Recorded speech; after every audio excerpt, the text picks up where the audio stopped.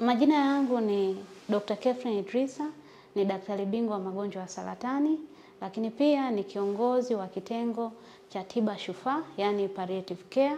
Sasa leo tutaongelea tiba shufaa ni nini, lakini pia kuwajulisheni kwamba huduma hizo zinapatikana hapa hospitali ya Rufaa Bugando.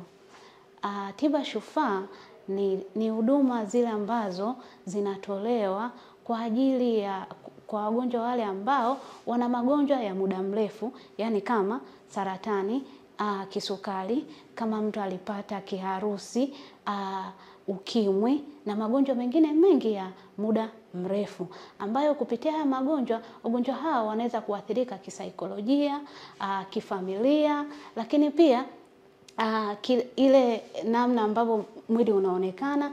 Kwa hiyo tiba shufaa inashughulika zaidi na ubora wa maisha na sio bora maisha, yaani kumsaidia mgonjwa huyu pamoja na ugonjwa aliyoupata au tatizo alilonalo aendelee na maisha yake, huku akiendelea na vitega uchumi vyake na kila kitu ambacho anakifanya kama kawaida. Yani nikimaanisha upande wa imani yake, upande wa anavyoshirikiana na jamii, upande wa kitamaduni, yani cultural.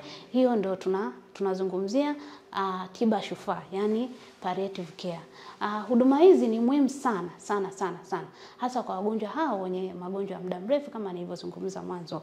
Hivyo ndugu wananchi, huduma hizi za tiba shufaa, yani palliative care, kuwasaidia wagonjwa hawa zinapatikana Bugando. Karibuni sana, tuko tayari kuwahudumia. Bugando, huruma na upendo.